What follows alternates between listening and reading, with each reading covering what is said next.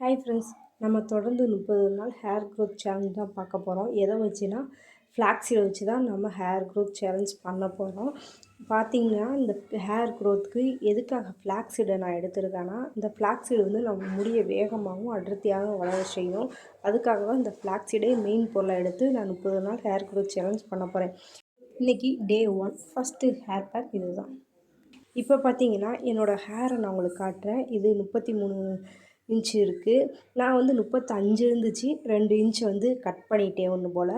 இப்போ 33 இருக்குது. இன்னையிலேருந்து ஹேர் க்ரோத் சேலஞ்ச் ஆரம்பிக்க போகிறேன். நம்ம சேனலை சப்ஸ்கிரைப் பண்ணிக்கோங்க. அப்படியே பக்கத்தில் உள்ள பெல் ஐக்கானையும் கிளிக் பண்ணிக்கோங்க. அப்போ தான் நான் போடுற வீடியோ உங்களுக்கு நோட்டிஃபிகேஷனாக வரும். வாங்க வீடியோக்குள்ளே போகலாம். ஒரு பாத்திரத்தை எடுத்துக்கோங்க. அதில் ஒரு 2 ஸ்பூன் அளவுக்கு ஆலிவ் விதையை எடுத்துக்கோங்க. உங்களுக்கு ஹேர் வந்து இன்னும் லென்த்தாக இருக்கும் அப்படின்னா 3 ஸ்பூன் அளவு கூட நீங்கள் எடுத்துக்கோங்க. அடுத்து பார்த்திங்கன்னா வெந்தயம் நான் ஒரு ஸ்பூன் அளவுக்கு சேர்த்துக்கிறேன். ஏன்னா எனக்கு வெந்தயம் அதிகமாக சேர்த்தா சளி பிடிச்சிக்கிடும். அடுத்ததாக 3ஆவதாக பார்த்திங்கன்னா அரிசி வந்து ஒரு 2 ஸ்பூன் அளவுக்கு நான் சேர்த்துக்கிடுது. இப்போ இதை பியூரிஃபை வாட்டரில் ஒரு டம்ளர் அளவுக்கு இதில் நல்லா ஊற்றி நல்லா கொதிக்க விடுங்க. ஜெல் தன்மை ஆகிறதுக்கும் நல்லா இதை வந்து நம்ம கொதிக்க விடணும். ஃப்ளாக்ஸீடை எதுக்காக மெயின் பொருளாக நான் எடுத்திருக்கேன்னா, ஃப்ளாக்ஸீடில் வந்து ஒமேகா 3 கொழுப்பு அமிலங்கள் இருக்குது. விட்டமின் இ மற்றும் புரதம் இதில் வந்து நிறைந்திருக்கு. இது வந்து நம்ம கூந்தலுக்கு வந்து நல்ல ஒரு போஷாக்கை கொடுக்கும். அதனால நம்ம முடியும் நல்ல ஆரோக்கியமாகவும் நல்ல அடர்த்தியாகவும் வளரும். நம்ம முடி உதிர்வதை வந்து இந்த ஃப்ளாக்ஸீடு வந்து குறைக்குது. இதில் உள்ள அந்த ஜெல் தன்மை வந்து நம்ம முடிக்கு நல்ல ஒரு பளபளப்பை கொடுக்குது. அதுக்காக தான் நான் இந்த ஹேர் க்ரோத் சேலஞ்சில் ஃப்ளாக்ஸீடை மெயின் இன்க்ரீடியன்ட்ஸாக நான் எடுத்திருக்கேன்.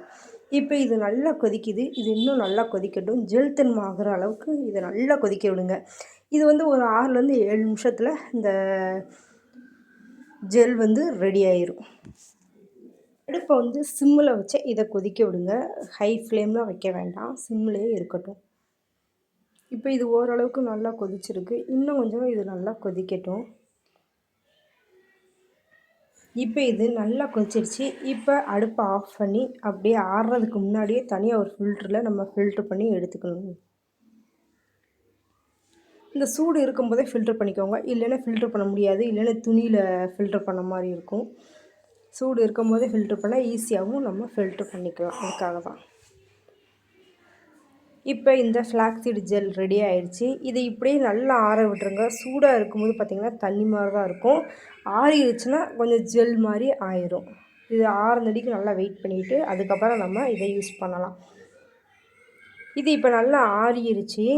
இதை எப்படி ஹேருக்கு அப்ளை பண்ணணும்னா, நீங்கள் ஹேர் வாஷ் பண்ணுறதுக்கு முன்னாடி உங்கள் ஹேரில் வந்து கொஞ்சமாக ஆயில் அப்ளை பண்ணிக்கோங்க. எப்போயுமே எந்த ஒரு ஹேர் பேக் போடுறதுக்கு முன்னாடியும் தலையில் ஆயில் கொஞ்சமாக அப்ளை பண்ணிவிட்டு தான் ஹேர் பேக் போடணும். ஆயில் அப்ளை பண்ணிவிட்டு இந்த ஜெல்லை எடுத்து உங்கள் முடியோட வேர்க்கால்கள்லேருந்து நுனிப்பகுதி வரை நல்லா படுற மாதிரி நல்லா இதை அப்ளை பண்ணிவிட்டு ஒரு 20 நிமிஷம் அப்படியே ஹேரில் விட்டுருங்க. அப்புறம் எப்பயும் போல் நீங்கள் எப்படி ஹேர் வாஷ் பண்ணுவீங்களோ அதே போல் ஷீக்காவோ ஷாம்போ போட்டு நீங்கள் ஹேர் வாஷ் பண்ணிக்கலாம். கொஞ்சம் உங்கள் ஹேர் ஃபஸ்ட்டு நீங்கள் ஹேர் வாஷ் பண்ணும்போதே உங்களுக்கு நல்ல ஒரு ரிசல்ட் தெரியும். ஒரு நல்ல ஒரு டிஃப்ரென்ஸ் வந்து தெரியும். நீங்கள் ஃபஸ்ட்டு இதுக்கு முன்னாடி ஹேர் வாஷ் பண்ணதுக்கும் இப்போ ஹேர் வாஷ் பண்ணதுக்கும் கண்டிப்பாக நீங்கள் இதை யூஸ் பண்ணி பாருங்கள். கண்டிப்பாக தொடர்ந்து வரக்கூடிய நமது இந்த ஃப்ளாக்ஸீடு ஹேர் க்ரோத் சேலஞ்ச் வீடியோவை தொடர்ந்து பாருங்கள். போல் இன்ட்ரெஸ்டிங்கான வீடியோஸ் அடுத்தடுத்து வர்றதுக்கு மறக்காமல் நம்ம சேனலை இன்னும் சப்ஸ்கிரைப் பண்ணலைன்னா சப்ஸ்கிரைப் பண்ணிக்கோங்க. சின்னதாக ஒரு லைக்கும் பண்ணிக்கோங்க. அப்போ தான் எனக்கு அடுத்தடுத்து வீடியோ போடுறதுக்கு ஒரு மோட்டிவேஷனாக இருக்கும். உங்களுக்கு இந்த வீடியோவில் ஏதாவது கொஸ்டின்ஸோ ஏதாவது டவுட்டோ இருக்குன்னா கண்டிப்பாக நீங்கள் என்கிட்ட கேளுங்க. நான் அதை உங்களுக்கு கிளியர் பண்ணுறேன். கண்டிப்பாக தொடர்ந்து வரக்கூடிய வீடியோவில் பாருங்கள். தேங்க்யூ.